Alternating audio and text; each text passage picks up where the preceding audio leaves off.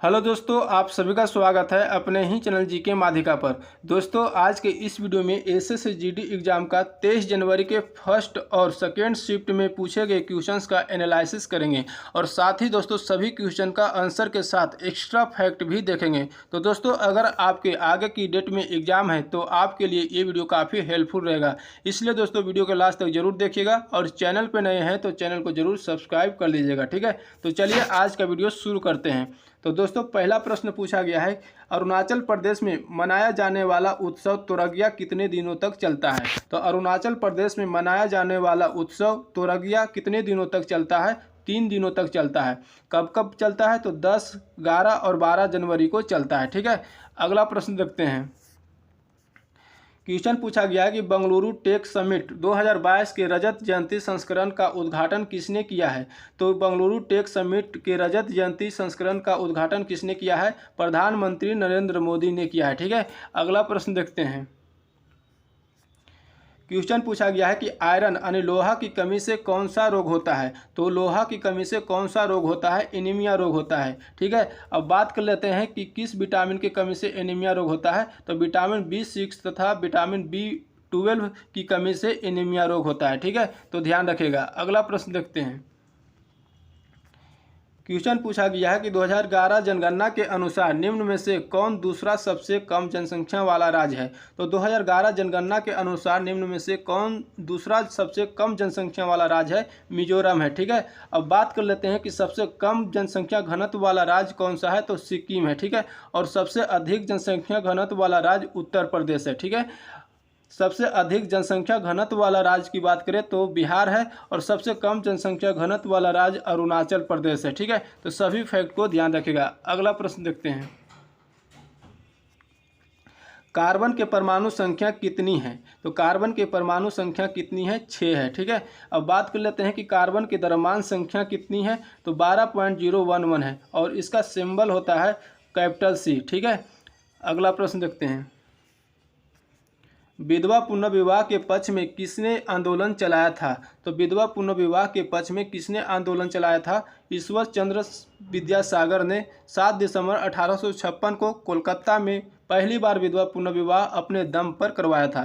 तो इसका आंसर सही हो जाएगा ईश्वर चंद्र विद्यासागर। ठीक है, अब बात कर लेते हैं कि हिंदू विधवा पुनर्विवाह अधिनियम 1856 का मसौदा लॉर्ड डलहौजी द्वारा तैयार किया गया और इसे लॉर्ड कैनिंग ने पारित किया था। ठीक है, इस विधवा पुनर्विवाह अधिनियम 1856 के समय लॉर्ड कैनिंग भारत के गवर्नर जनरल थे। तो सभी फैक्ट को ध्यान रखेगा। ठीक है, अगला प्रश्न देखते हैं। संवैधानिक उपचारों के अधिकार को संविधान का हृदय एवं आत्मा किसने कहा था। तो संवैधानिक उपचारों के अधिकार को संविधान का हृदय एवं आत्मा किसने कहा था? भीमराव अंबेडकर ने कहा था। ठीक है, अब बात कर लेते हैं कि संवैधानिक उपचारों का अधिकार किस अनुच्छेद में वर्णन किया गया है। तो संवैधानिक उपचारों का अधिकार है अनुच्छेद 32 में वर्णन किया गया है। ठीक है, तो ध्यान रखिएगा। ठीक है, अगला प्रश्न देखते हैं। फीफा का मुख्यालय कहाँ स्थित है। तो फीफा का मुख्यालय कहाँ स्थित है? ज्यूरिख स्विट्जरलैंड में स्थित है। ठीक है, अब बात कर लेते हैं कि फीफा की स्थापना कब हुआ था। तो फीफा की स्थापना 21 मई 1904 को पेरिस फ्रांस में हुआ था। ठीक है, फीफा का वर्तमान अध्यक्ष की बात करें तो फीफा की वर्तमान अध्यक्ष जियानी इन्फैंटिनो है। ठीक है, तो ध्यान रखिएगा। ठीक है, अगला प्रश्न देखते हैं। बिरजू महाराज का संबंध किस शास्त्रीय नृत्य से है। तो बिरजू महाराज का संबंध किस शास्त्रीय नृत्य से है? कथक से है। ठीक है, अब बात कर लेते हैं दोस्तों कि बिरजू महाराज जो है किस घराने से आते हैं। तो लखनऊ घराने से आते हैं। ठीक है, कथक नृत्य उत्तर प्रदेश का शास्त्रीय नृत्य है। ठीक है, तो सभी फैक्ट को ध्यान रखिएगा। अगला प्रश्न देखते हैं। केरल का सबसे ऊंचा जलप्रपात कौन सा है। तो केरल का सबसे ऊंचा जलप्रपात कौन सा है? एथिरापिल्ली जलप्रपात है। ठीक है, अब बात कर लेते हैं कि यह जलप्रपात त्रिशूर जिले में 80 फीट लंबा और 330 फीट चौड़ा यह जलप्रपात चालकुडी नदी से निकलता है। ठीक है, तो सभी फैक्ट को ध्यान रखेगा। अगला प्रश्न देखते हैं। दीपक कर्माकर ने किस वर्ष में ओलंपिक में भाग लिया था? तो दीपा कर्माकर ने किस वर्ष में ओलंपिक में भाग लिया था? 2016 में रियो ओलंपिक में भाग लिया था। ठीक है, अब बात कर लेते हैं कि दीपा कर्माकर जो है त्रिपुरा राज्य की एक भारतीय जिम्नास्टी है। ठीक है, और यह ओलंपिक में भाग लेने वाली भारत की पहली जिम्नास्टिक्स खिलाड़ी है। ठीक है, तो सभी फैक्ट को ध्यान रखिएगा। अगला प्रश्न देखते हैं। क्वेश्चन पूछा गया है कि भारतीय चुनाव आयोग कौन से चुनाव करवाते हैं? तो भारतीय चुनाव आयोग जो है कौन से चुनाव करवाते हैं? तो राष्ट्रपति, उपराष्ट्रपति, संसद और राज्य विधानसभा चुनाव करवाते हैं। ठीक है, अब बात कर लेते हैं कि भारतीय चुनाव आयोग की स्थापना कब किया गया था? तो भारतीय चुनाव आयोग की स्थापना 25 जनवरी 1950 को किया गया था और वर्तमान में मुख्य चुनाव आयुक्त कौन है? तो राजीव कुमार है। ठीक है, तो सभी फैक्ट को ध्यान रखिएगा। अगला प्रश्न देखते हैं। प्रधानमंत्री कौशल विकास योजना यानी स्किल इंडिया का शुरुआत कब किया गया था? तो स्किल इंडिया का शुरुआत कब किया गया था? 15 जुलाई 2015 को शुरुआत किया गया था। ठीक है, अब बात कर लेते हैं कि इसका उद्देश्य क्या है? तो मुख्य उद्देश्य है वर्ष 2020 तक 1 करोड़ से अधिक युवाओं को कौशल प्रशिक्षण उपलब्ध कराना था। ठीक है, अगला प्रश्न देखते हैं। किस पंचवर्षीय योजना का उद्देश्य बुनियादी और भारी उद्योग के विकास पर विशेष जोर देने के साथ तेजी से औद्योगिकीकरण था? तो किस पंचवर्षीय योजना के उद्देश्य है? तो द्वितीय पंचवर्षीय योजना। इसका कार्यकाल 1956 से 1961 तक रहा था। ठीक है, अब बात कर लेते हैं कि द्वितीय पंचवर्षीय योजना किसके मॉडल पर अपनाया गया था? तो द्वितीय पंचवर्षीय योजना में पीसी महालनोबिस मॉडल को अपनाया गया था। ठीक है, तो ध्यान रखिएगा। अगला प्रश्न देखते हैं।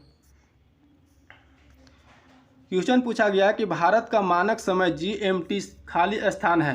तो भारत का मानक समय GMT से 82.5 डिग्री पूर्व है। ठीक है, अब बात कर लेते हैं कि भारत का मानक समय ग्रीनविच के मानक समय से कितने घंटे आगे हैं? तो 5.5 घंटा आगे है। ठीक है, तो ध्यान रखिएगा। ठीक है, आगे देखते हैं। क्वेश्चन पूछा गया है कि कुचिपुड़ी नृत्य का शुभारंभ किसकी आद में किया गया था? तो कुचिपुड़ी नृत्य का शुभारंभ किसकी आद में किया गया था? तो वर्तमान में कुचिपुड़ी शैली को सिंधेंद्र जोग नामक एक वैष्णव कवि द्वारा 17वीं शताब्दी में किया गया था। तो इसका सही आंसर हो जाएगा सिंधेंद्र जोग नामक के द्वारा एक वैष्णव कवि द्वारा किया गया था। ठीक है, आगे देखते हैं। क्वेश्चन पूछा गया है, हिंदी में पूछा गया है मुहावरा एक गारा होना मुहावरे का अर्थ क्या होता है? तो एक गारा होना मुहावरे का अर्थ होता है संगठन में शक्ति होना। ठीक है, किरण का परिवाचिक शब्द पूछा गया है। तो किरण का परिवाचिक शब्द क्या होता है? मयूख, अंशु, रश्मि, मरीच, प्रभा, गो, ये सभी जो है किरण का परिवाचिक शब्द है और इसमें जो भी ऑप्शन में दिया गया होगा वही आंसर हो जाएगा। ठीक है, अगला प्रश्न देखते हैं। अब 23 जनवरी के सेकेंड शिफ्ट के देखेंगे। ठीक है, तो पहला क्वेश्चन पूछा गया है कि जून 2022 में महाराष्ट्र के मुख्यमंत्री कौन बने हैं? तो जून 2022 में महाराष्ट्र के मुख्यमंत्री कौन बने हैं? एकनाथ शिंदे बने हैं। ठीक है, अब बात कर लेते हैं कि महाराष्ट्र के राज्यपाल कौन है? तो भगत सिंह कोश्यारी है। हिमाचल प्रदेश के नए मुख्यमंत्री कौन बने हैं? तो सुखविंदर सिंह सुक्खू। हिमाचल प्रदेश के राज्यपाल की बात करें तो हिमाचल प्रदेश के राज्यपाल है राजेंद्र विश्वनाथ अर्लेकर। ठीक है, तो सभी फैक्ट को ध्यान रखिएगा। अगला प्रश्न देखते हैं। क्वेश्चन पूछा गया कि सिग्मो उत्सव भारत के किस राज्य में मनाया जाता है? तो सिग्मो उत्सव जो है भारत के किस राज्य में मनाया जाता है? गोवा राज्य में मनाया जाता है। ठीक है, अब बात कर लेते हैं कि सावो जो आवो उत्सव 2022 किस राज्य में मनाया गया था? तो गोवा में मनाया गया है। ठीक है, गोवा के प्रमुख लोक नृत्य की बात करें तो गोवा की प्रमुख लोक नृत्य द डीलो, ठीक है, मांडी, फुगड़ी नृत्य, ये सभी गोवा के प्रमुख लोक नृत्य है। ठीक है, तो सभी फैक्ट को ध्यान रखिएगा। अगला प्रश्न देखते हैं। नवंबर 2022 में बिहार उपचुनाव में गोपालगंज विधानसभा क्षेत्र से किसने जीत दर्ज की है? तो नवंबर 2022 में बिहार उपचुनाव में गोपालगंज विधानसभा क्षेत्र से किसने जीत दर्ज की है? तो कुसुम देवी ने जीत दर्ज की है। ठीक है, जो बीजेपी उम्मीदवार है। ठीक है, अब बात कर लेते हैं कि मोकामा में जो उपचुनाव हुआ था उसमें कौन जीत दर्ज की है? तो मोकामा में उपचुनाव राजद उम्मीदवार नीलम देवी ने जीत दर्ज की है। ठीक है, और कुढ़नी विधानसभा उपचुनाव में भाजपा उम्मीदवार केदार प्रसाद ने जीत दर्ज की है। ठीक है, तो सभी फैक्ट को ध्यान रखिएगा। अगला प्रश्न देखते हैं। नाट्य शास्त्र के रचयिता कौन है? तो नाट्य शास्त्र के रचयिता कौन थे? तो भरत मुनि थे। ठीक है। अब बात कर लेते हैं कि अष्टाध्यायी के लेखक कौन है? तो पाणिनि है। गीत गोविंद के लेखक कौन है? जयदेव है। रामायण के लेखक कौन है? वाल्मीकि। बुद्ध चरित का अश्वघोष है। ठीक है। तो सभी फैक्ट को ध्यान रखिएगा। अगला प्रश्न देखते हैं।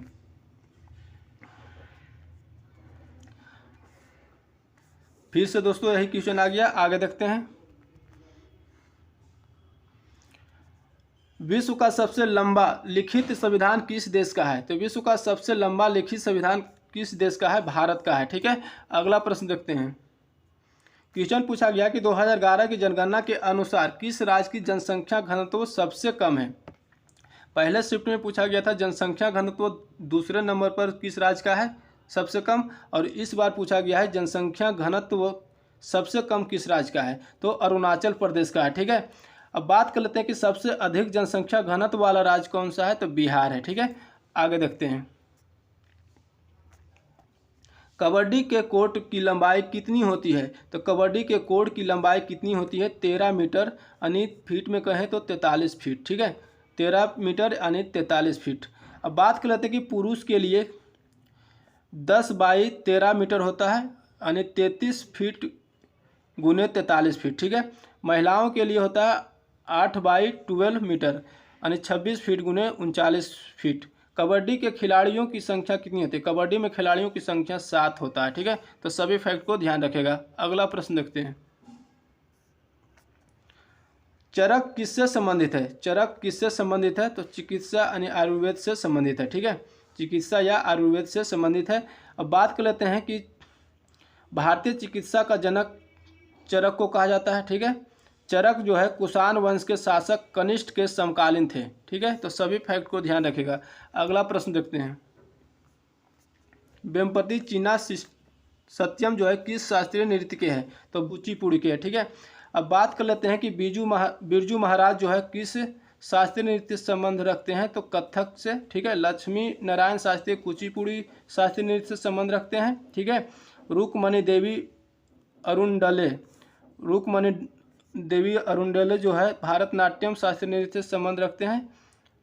रागिनी देवी जो है मोहिनी अट्टम से संबंध रखते हैं। ठीक है। तो सभी फैक्ट को ध्यान रखिएगा। अगला प्रश्न देखते हैं।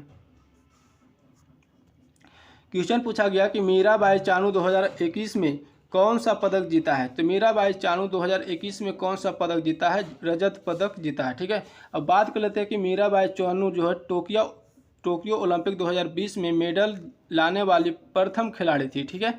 आगे देखते हैं। क्वेश्चन पूछा गया कि उत्तर भारत में मई जून में चलने